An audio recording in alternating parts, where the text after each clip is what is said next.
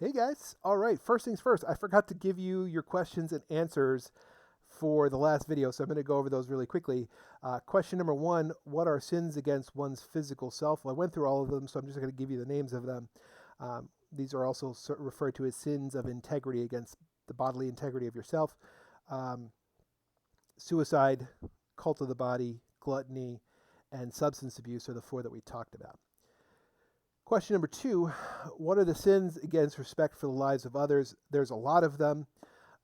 These are sins against the fifth commandment in terms of respecting the physical well being of others: murder, violence, anger, hatred, abusive language, resentment, omissions of service, racism, failure to treat an enemy or oppressor with love and revenge. All of those fall under that auspice of sins against respect for others. The third question: how should we treat enemies? The answer is pretty straightforward. We should love them.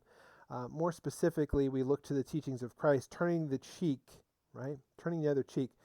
Um, just a quick aside as far as that goes: when somebody slaps you and you turn your cheek, it is not a sign of weakness. It is a sign of defiance. If you're turning and saying, "No, that didn't do anything. Hit this other cheek," right? That is not a sign of a sign of weakness. It's a sign of defiance.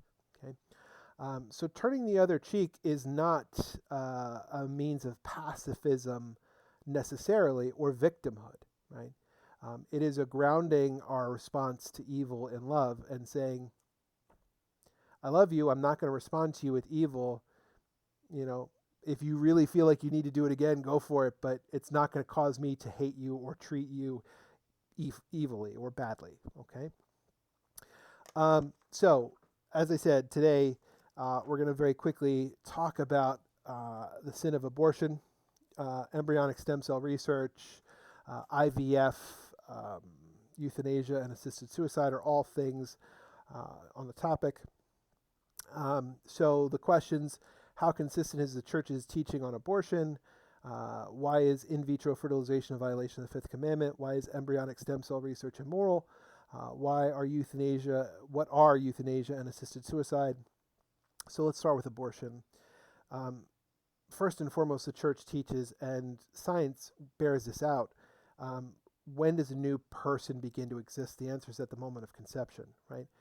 We'll often see people couch language in a way that makes stuff that they do palatable for them. So when we talk about unborn children, people that are pro-abortion or pro-choice will often use terms like clump of cells, zygote, or whatever else they can do to kind of get around the fact that it is an unborn child. It is a human person. Because let's make no mistake, there is no possibility that that meeting of egg and sperm that multiplies and becomes a human embryo will be anything other than a human person. It's not going to become a tiger. It's not going to become a rock. It's not going to become a butterfly. It's going to become a person.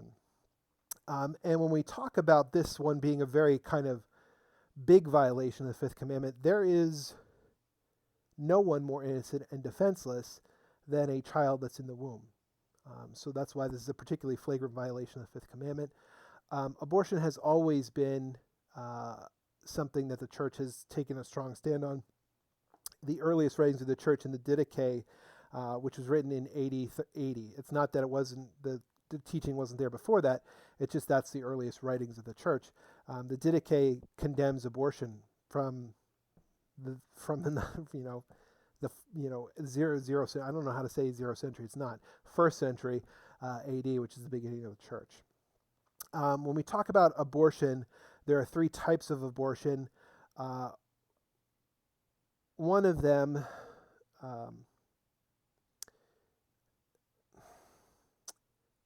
there are four types of abortion. Three of them are what we call induced abortions, and they are sinful. One of them, spontaneous abortion, is what we would call miscarriage, and that is not sinful. Okay. So in terms of induced abortions, there's eugenic abortion, which is performed because of a malformation of the fetus, a birth defect of some kind. Therapeutic abortion, which is performed because of danger to maternal health, and then psychological slash psychosocial abortion, which is performed for a psychological, economic, or social reason. Just again, to kind of underscore this reality, is there any scientific basis for claiming an embryo or fetus is not a person? The answer is no, right? From the biological point of view, the fertilized egg in the womb is a completely new organism with its own unique genetic code, which in time will fully develop and become a person, right? A human being. Under canon law, someone who has an abortion excommunicates themselves. It is an automatic excommunication for a baptized person in the church. This also applies to the person performing the abortion as well. However, there are certain dioceses, the Allentown Diocese is one of them, where you can be reconciled to the church through going to reconciliation. However, in some dioceses around the world, this is not a universal.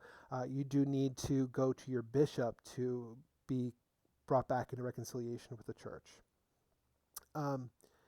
So, there you go. So the first question, how consistent is the church's teaching on abortion? The magisterium has proclaimed the grievously sinful nature of abortion throughout the church's history. It is always seriously sinful and a grave sin. The second question asks about in vitro fertilization. Why is in vitro fertilization a violation of the fifth commandment? First and foremost, let's define what it is. When we talk about in vitro fertilization, there's really two types of related things. When it comes to this, there's in vivo and in vitro. In vitro fertilization is a medical technique that aims to allow women who cannot become pregnant through sexual intercourse to still have a baby. It is what is sometimes colloquially referred to as test tube baby. And it is referred to that for a reason. It's kind of the reality of what happens. A woman is induced to produce a large number of ova that are fertilized in a test tube or petri dish. One or more of the fertilized eggs is then inserted into the woman's uterus. So in vitro and in vivo are just kind of two different ways of doing it. Both of them are morally unacceptable. And I guess the question is why? First and foremost, the unused frozen fertilized eggs are oftentimes used in experimental procedures or discarded, so they're not treated as what they are. Again, listen to what happens. Fertilized egg, right? Ova, sperm, that is an embryo, right? That's a life. So these lives are being treated as less, right? As not humans. And they're also sold, right? So there's a lot of things that are wrong with it as well. But in terms of the actual act itself, it violates the dignity of the conjugal union between husband and wife. So there is going to be a problem there, morally speaking, because life is supposed to be generated through the sexual conjugal act between husband and wife. Okay. So our question is, why is in vitro fertilization a violation of the fifth commandment? And the answer, it's opposed to the fifth as well as the sixth and ninth commandments. It violates the fifth commandment because it requires the production and destruction of embryos, the so-called spare embryos that are the extras, if you will, from the process of the petri dish or test tube embryos that aren't used to be implanted into the uterus. The next question is about embryonic stem cell research. Why is embryonic stem cell research immoral? First and foremost, is stem cell research immoral? The answer is it depends. Embryonic stem cell research is always sinful. So to be clear, the church only opposes embryonic stem cell research because it kills an innocent person, an embryo. Stem cell research, however, that is harvested from healthy adults who donate it is something that the church does not oppose. Okay, and the reality is, and I think this is sometimes lost in the debate, although this debate has gone down over time because the reality of this has become more and more clear.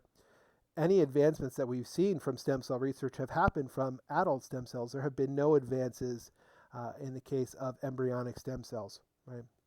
So there is an allure to stem cell research because it might provide a cure for some particularly incurable conditions like Parkinson's disease, juvenile diabetes, some neuromuscular disorders, and spinal cord injuries. And those are all great things if that's what they're able to do. But doing so we can't create good from evil action, right? Morally speaking, we can only do good actions to create good results, if that makes sense. And we'll talk more about that in the future. So embryonic stem cell research is a violation because it deals in the death of life. So why is embryonic stem cell research immoral? It's a violation of the fifth commandment because it requires the destruction of embryonic human embryos. Like, that's how they harvest them. They destroy the embryos to do so. Non-embryonic stem cell research can be morally licit as long as it is harvested from a willing adult. Like, you can't take it from somebody who's not willing to do it. That would also be immoral and also a violation of the fifth commandment and the respect for the life of that person and their choice. Last question, what are euthanasia and assisted suicide? They are very close to each other. So before I answer that question and get into them, down below, for 2 extra credit points on your quiz on Monday, I want you to answer the following question. What is the difference between euthanasia and foregoing extraordinary or disproportionate means of prolonging life? Right? I do have an answer to that, and I want you to think about it. What is the difference between euthanasia and foregoing extraordinary, disproportionate means of prolonging life? So that means you need to know what ordinary and extraordinary is, right? Foregoing extraordinary, disproportionate means of treatment is letting nature take its course, right? That is, you give them access to that which they need, right? That's the ordinary means that we are ethically, morally required to do, right? As human beings, give them access to food, water, medicine that is not excessively expensive or difficult to procure, right? And that they desire. What we would call palliative medicine, medicine that helps aid suffering and pain, also acceptable. Extraordinary means is stuff that goes beyond that, right? So, as a human being, you have the right to not go beyond, right? What is reasonable, right? What is reasonable for you to kind of accept or understand is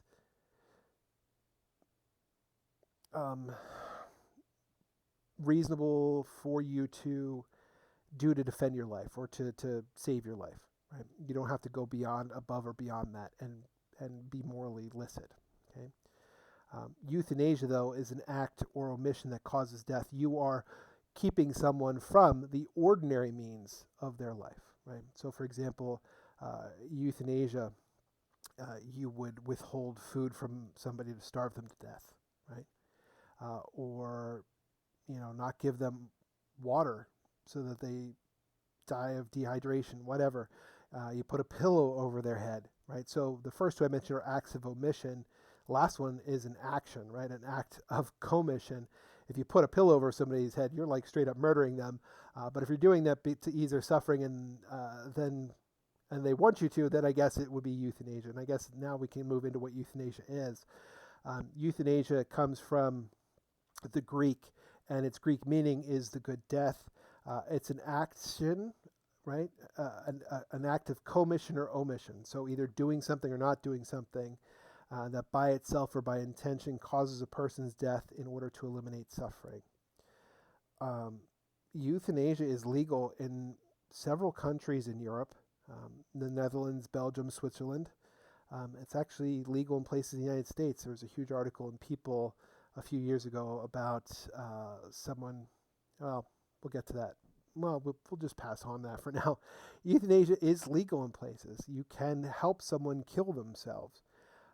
The problem with it is every place that it's practiced are places that do not respect life, right? That generally are going to, well, it was practiced in Nazi Germany, right, in World War II. From 1939 to 1941, the Nazi government euthanized somewhere between 75,000 to 250,000 of its own citizens with mental and physical disabilities that it deemed unfit for life. So when a government makes that decision and takes it away from the people, that's problematic in the extreme. It's problematic when people make that decision for themselves, which is assisted suicide as well. But it is very problematic when a government decides someone is not a person that is worth having around, right? And we'll talk more about that when we talk about just war and capital punishment tomorrow. So, assisted suicide, you, as a person, are through either an act of commission, you doing, or an act of omission, not doing something, aid in a person's death with a good reason, right? The reason to eliminate their suffering. And we've talked about the importance of suffering early in the year, so I'm not going to rehash that. Versus assisted suicide, right? Assisted suicide is an action or omission, so an act of commission or an act of omission that assists another person in causing his or her own death. So in euthanasia, you're the one that is kind of helping the person die. In the case of assisted suicide, you're helping them die, but it's by their own hand. They're the ones that do the action. So in the cases that I gave you, like starving them to death, dehydrating them to death, putting a pillow over the head, you're doing it, right? In the case of assisted suicide, you're giving them the means to do it to themselves. Like you give them a pill that if they take it will kill them, etc., etc. So that goes back to what we talked about as far as sins against the integrity of self. Suicide is wrong. So cooperation in it is also wrong. So let's go back to the last question. There we go. What are euthanasia and assisted suicide? I just gave you the definitions. Euthanasia is an action or an omission of an action that causes a person's death in order to eliminate suffering. Assisted suicide is suicide with the aid of others. Right? Both assisted suicide and euthanasia are violations of the fifth commandment. So, not to end on that note, because it's kind of a down note to end on, but I do love you guys. I miss you guys. Do yourselves a favor. Follow so you can get updates when these go up there. And smash the like to make me feel good about myself and, maybe look at the comments. Love you guys. See you guys tomorrow. Please make sure you're getting ready to take your quiz on Monday. You're getting all your work done as far as your Unit 7 packets and questions for Tuesday. And most importantly, that you're working on your journals and getting ready for your unit test on Wednesday. Love you. See you. Bye.